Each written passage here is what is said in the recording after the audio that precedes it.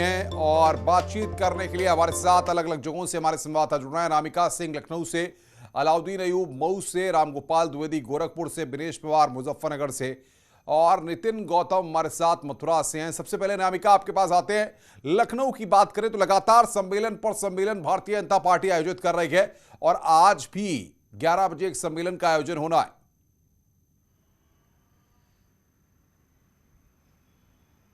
देखिए अनुपम, इन सम्मेलनों के जरिए बीजेपी का ये प्रयास है कि खास तौर पर पिछड़ा वर्ग की जितनी भी जातियां हैं उनको अपने पाले में लाया जाए और शायद इसी वजह से देखिए आपके मुख्यमंत्री योगी आदित्यनाथ हर दिन नए नए जो सम्मेलन हो रहे हैं या जातियों से जुड़े सम्मेलन हो रहे हैं उसको संबोधित कर रहे हैं। कल मुख्यमंत्री ने लोधी समाज के लोगों को संबोधित किया था, परसों प्रजापति समाज के लोगों को संबोधित किया था, लेकिन आज पाल बघेल समाज के लोगों को का संबोधन सुनने वाले हैं लोग मुख्यमंत्री योगी आदित्यनाथ का। आज के इस कार्यक्रम में एसपी सिंह बघेल जो कि केंद्र में मंत्री बनाए गए हैं, वो भी जो कि पाल समाज के बड़े नेता माने जाते हैं, वो भी इस कार्यक्रम में शामिल होने वाले हैं।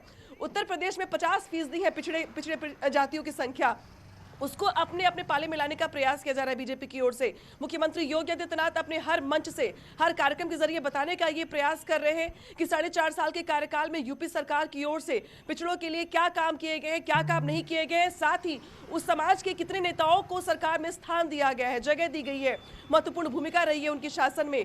तो आज भी पाल समाज के तमाम जो कार्यकर्ता है या नेताओं बिल्कुल बिल्कुल रामिका, अब आएंगे आपके पास। अलाउद्दीन भी हमारे साथ मऊ से। अलाउद्दीन, समाजवादी पार्टी और ओम प्रकाश राजभर की पार्टी के बीच में आज औपचारिक तौर पर गठबंधन होने की संभावना है। महापंचायत कितने बजे है, क्या तैयारियां हैं और किस तरीके से सियासी माहौल?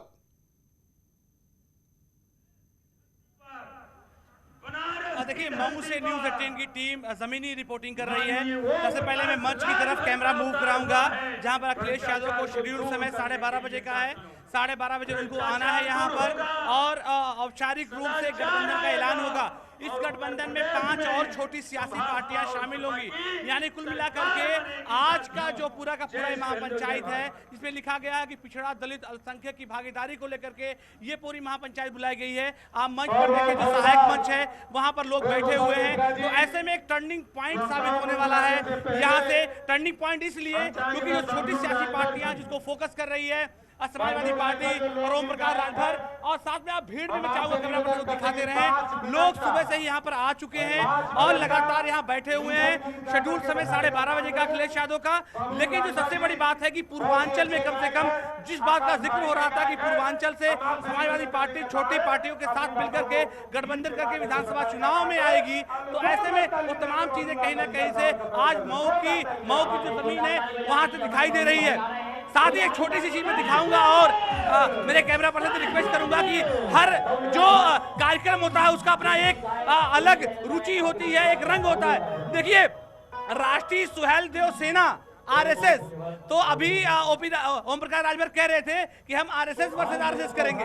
हालांकि ये जो है हर जो कार्यक्रम होता है, रैली होता है, उसके कई सारे रंग देखने को मिलते हैं। तो आज की रैली का एक रंग ये भी है कि इस तरह से इनके पार्टी के कार्यकर्ता लगातार हाथों में एक डंडा लिए हुए हैं, जिससे भीड़ को तमाम लोगों को संभालने की कोशिश कर रहे हैं। बिल्कुल अलाउद्दीन, हम आएंगे आपके पास। रामगोपाल गोरखपुर से हमारे साथ। रामगोपाल, निषाद पार्टी का सम्मेलन है और निषाद पार्टी अपने दमखम को दिखाने की कोशिश करेगी। कितने बजे कार्यक्रम है?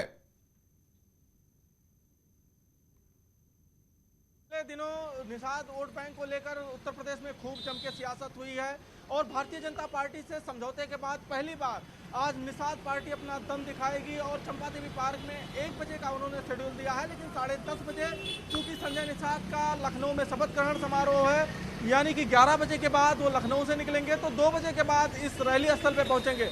और उनकी यह कोशिश है कि भले ही बिहार की जो वीआईपी पार्टी है या समाजवादी पार्टी जो निषादों पे अपना हक जमा रही है, कांग्रेस में लगातार जो निषादों के बीच जाके अपना हक जमा, और बीजेपी का भी निषाद वोट बैंक में एक मजबूत पकड़ है। लेकिन इन सभी दलों के बीच निषाद पार्टी एक बार फिर से अपने आप को यह साबित करने की कोशिश करेगी कि निषाद वोट बैंक पे अभी उसकी पकड़ है। हालांकि संजय निषाद ये दावा करते हैं कि सिर्फ निषाद की जो उपजातियां है वो करीब 16 है और हमारी जो आबादी है वो 20% से अधिक है। और अगर हम निषाद वोट बैंक की बात करें तो ये पूर्वांचल की कई सीटों पे इनकी संख्या इतनी है बिल्कुल कि ये यहाँ पर डिसाइडिंग फैक्टर्स होंगे। बिल्कुल रामगोपाल, आप बने रहिए हमारे साथ। दिनेश पवार मुजफ्फरनगर से हैं। दिनेश, जाटलैंड में नए सियासी समीकरण बनने के लिए नए दौर के और नए तरीके से नेता मैदान में कूद रहे हैं। क्या तस्वीर उभर रही है, आज क्या कार्यक्रम रहने वाला है? बिल्कुल निश्चित तौर पर मायने कुछ और ही है। जिस तरह से ओवैसी पहली बार मुजफ्फरनगर में एक जनसभा को संबोधित कर रहे हैं और पहली बार यहां मुजफ्फरनगर पहुंच रहे हैं। 12 बजे के बाद पहुंचने का इनका कार्यक्रम है, जो कि बडेडी रोड पर एक खाली पड़े मैदान को रैली स्थल बनाया गया है और वहीं पर सारी भीड़ इकट्ठा होगी। जो इनके कार्यकर्ता, इनकी पार्टी के कार्यकर्ता हैं, पिछले काफी समय से इस जनसभा को कामयाब करने के लिए जुटे हुए थे और कहीं ना कहीं ओवैसी का मुजफ्फरनगर में आना मुस्लिम वोट बैंक को अपनी तरफ रिझाना होगा। जी बिल्कुल दिनेश, बने रहिए। नितिन गौतम हमारे साथ मथुरा से। नितिन, जाटलैंड है मथुरा में, जयंत चौधरी पहले भी अपनी आमद कई तरीके से दर्ज करा चुके हैं, आज क्या कार्यक्रम रहने वाला है?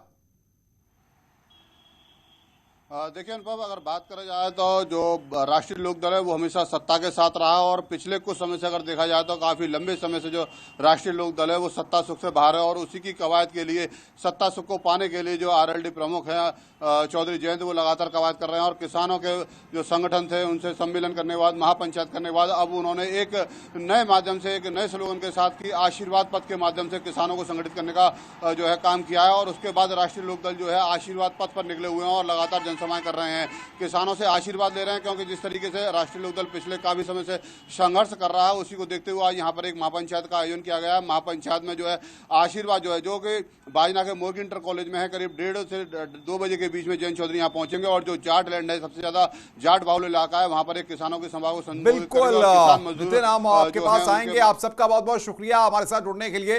पल पल की अपडेट्स न्यूज़ 18 आप तक पहुंचाता रहेगा, कहां पर किस तरीके से सियासी माहौल